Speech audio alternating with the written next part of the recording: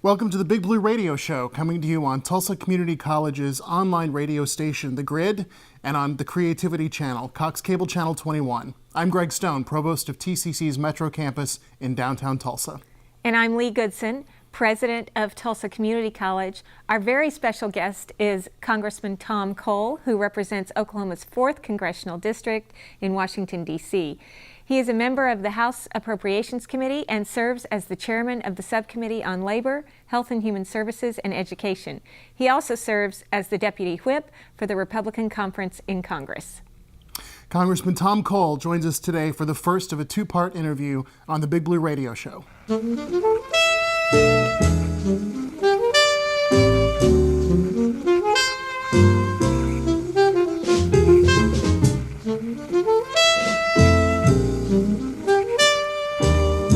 Well, thank you for joining us, Congressman Cole. Thank we are you. so excited to have you here today. And you are the subcommittee chairman of Labor, Health and Human Services, and Education for Right. the House Appropriations Committee. But you're also, is it the assistant whip? I'm a deputy whip. There's a number of them. Deputy whip.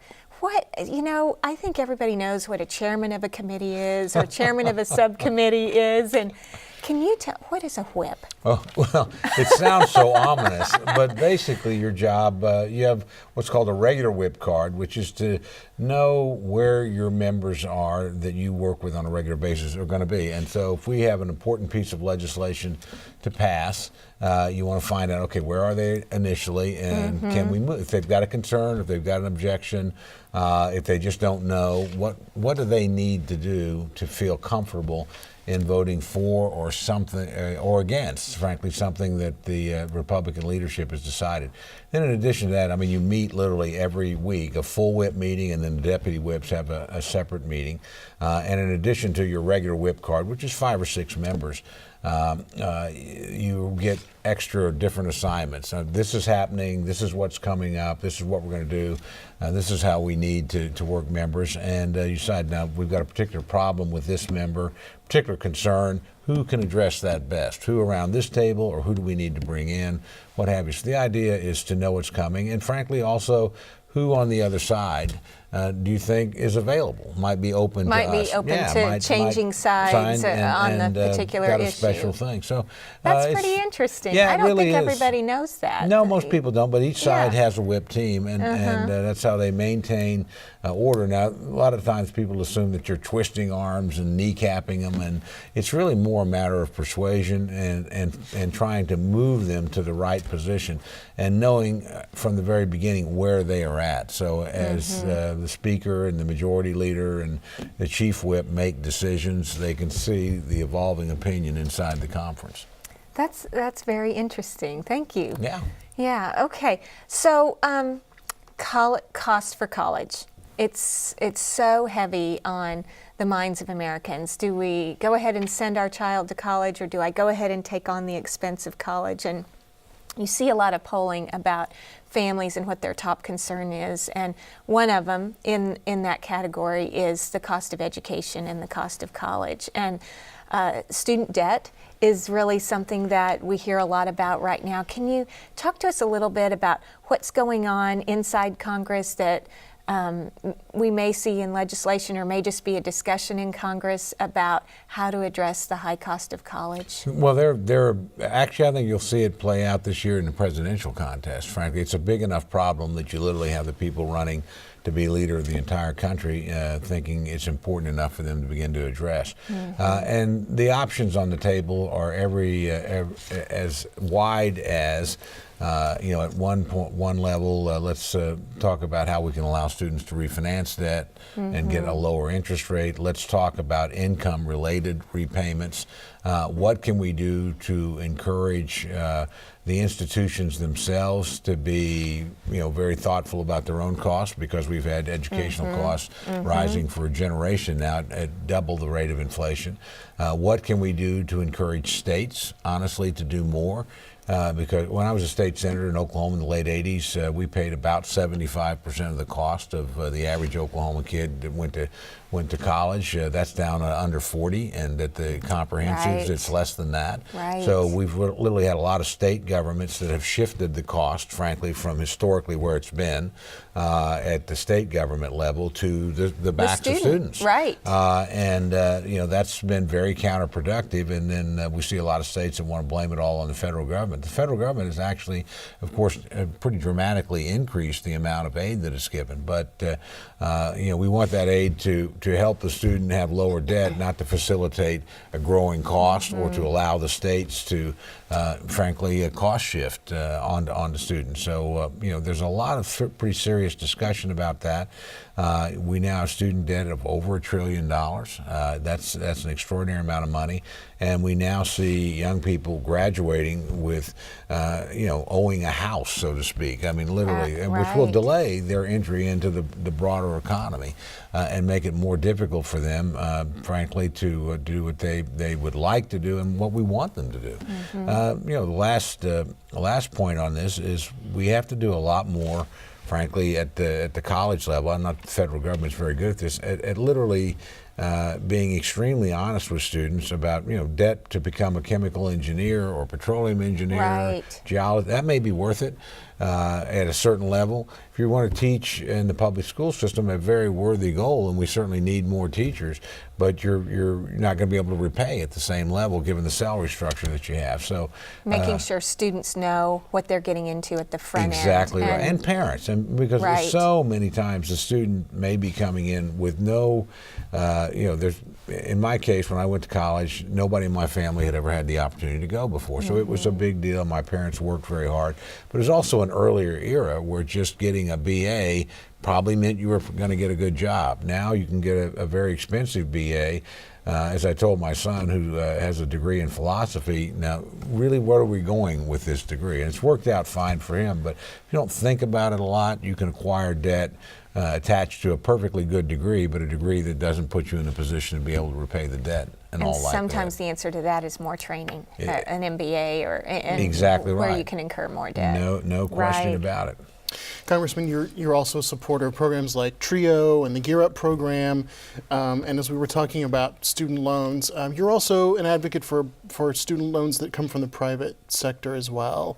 Can you talk to us a little bit about the differences you see between those public and privatized student loans? Sure. And what are the benefits for students? Sure. Well, I think you're in a better position to negotiate. I mean, right now we don't let you refinance. We don't let you. Frankly, we probably ought to rethink whether or not folks can get rid of student loans in a bankruptcy proceeding, things like that. But I just think the market's more flexible, spreads the risk, and can be tailored a little bit better to the individual. And when we got the private sector out of here, which was not very long ago, I think the thought was, oh, this is going to be better for students. Well, it hasn't really worked out that way. The federal government is managing a huge loan portfolio that, frankly, it has very little experience in managing, and to date has not done very well. We wouldn't be having this debate. Interesting. We have, you've had an interest in some correction education issues, and we have a correction education program at one of our prisons here in Hominy at the Dick Connor Correctional Facility.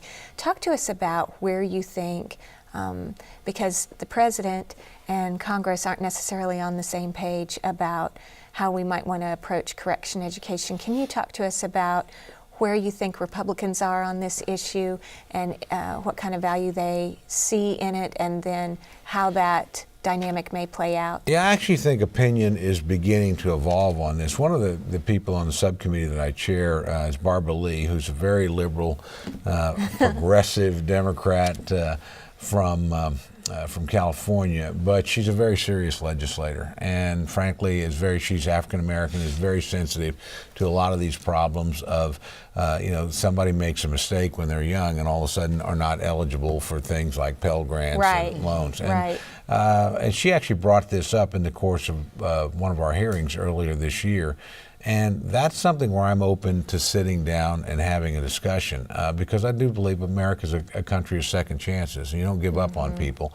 Now, I think you have to put a lot of authority at the college level to let them pick and choose, because we do have an obligation to other students. I don't think this is something that would automatically be available to anybody who's committed an offense. But there's a big difference, obviously, between a nonviolent offense, multiple repeat offender.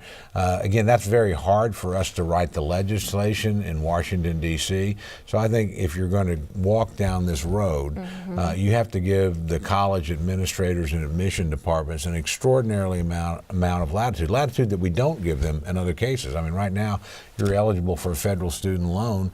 The college can't say no, even if it thinks it's not a very smart decision for the kid. I think we ought to relook. There's not as much professional judgment. Exactly right. And I think the more you get the decision making out of Washington and down to a local level, where literally somebody that has the best interest of that student at heart is in a position to make some sort of informed judgment, the better off you're likely to be. I think that with normal students. I certainly think that in cases where, if we're going to bring a non-traditional student in, and somebody that has been in prison or has committed a crime but has paid for it, is now in the act of rehabilitation, I want the administrators to make very sure that we're not putting other students or faculty and staff at some sort of risk that they think is unacceptable. So if we approach it that way, then I'm very open to doing it. And I honestly think more and more people are. You know, there's an interesting debate going on in the whole civil justice arena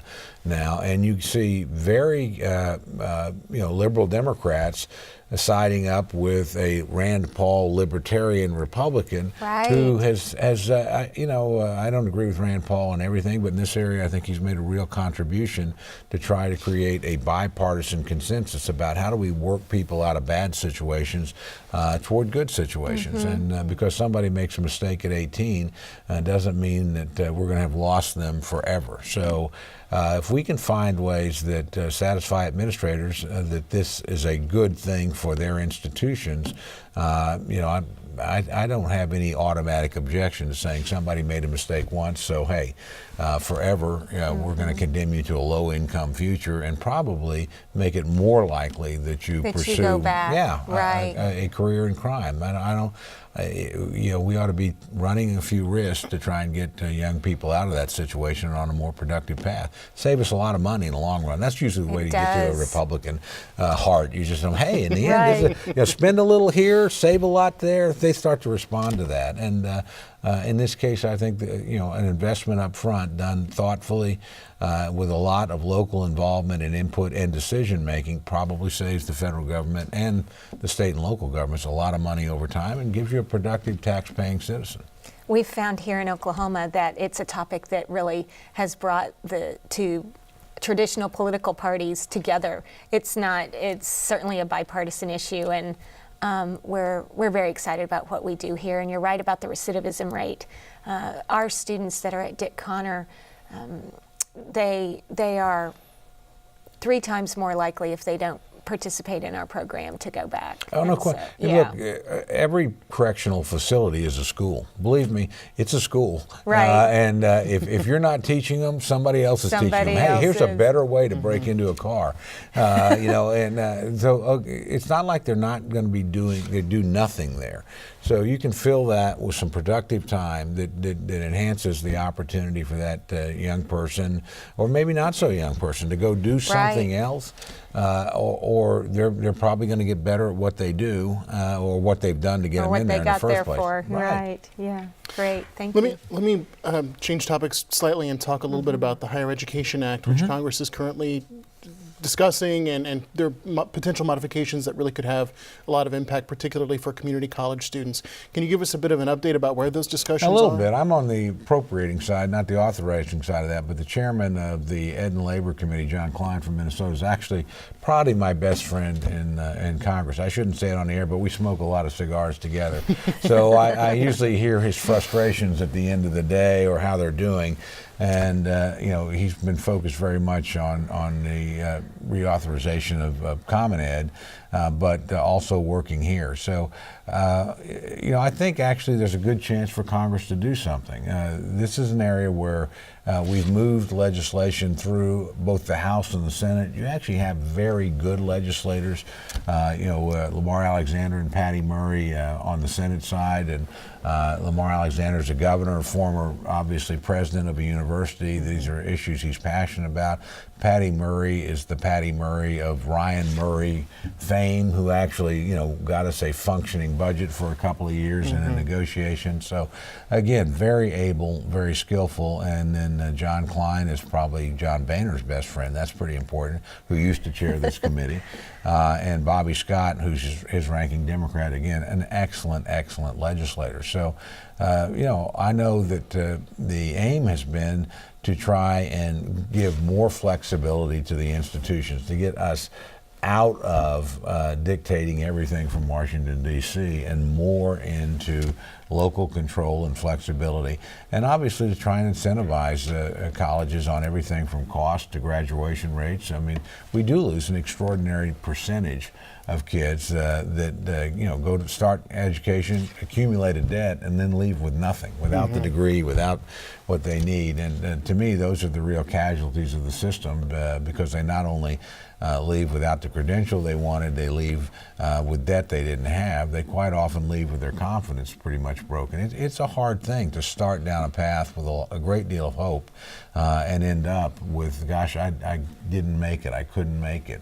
That sticks with you for a long, long time. And I think that's what really, you hear U.S. Secretary of Education Arne Duncan, who's an Obama appointee, and then our own Governor Mary Fallin talking about the accountability of education. And that's really what you're talking about in terms of where education needs to move to. What do you think it will take to get the community of education, if you will, to cross that threshold? I don't. We should probably ask you that question, Leigh. I think you're probably in a better position to answer it than I am.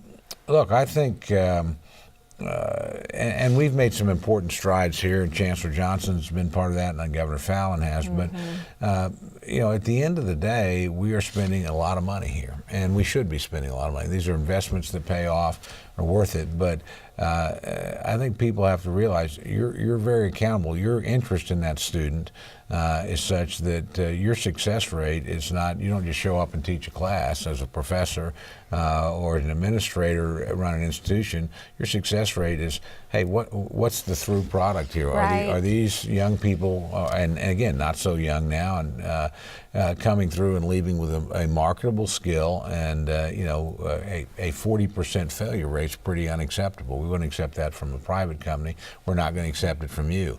But by the way, if you can do that, then we ought to be here with more resources to help you as well. So I think, again, we're having that discussion, and what's sparking it is $1 trillion worth of student debt. Absolutely. And the amount of money that's being spent, and some pretty tough looks at what the success rate for those students is. Well, Congressman, we appreciate your time, and you've agreed to stick around for a second segment. So we're going to talk a little bit more about your professional career and about your time here in Oklahoma as well. But thanks for joining us so far. That's all the time we have for today, and we want to thank our guest, Congressman Tom Cole, who represents Oklahoma's 4th District in the House of Representatives. Thank you for joining us today on the Big Blue Radio Show. And thank you for joining us as well. Remember, you can find us each week on The Grid at tulsacc.edu/thegrid and on the Creativity Channel, Cox Cable Channel 21. We'll see you next time.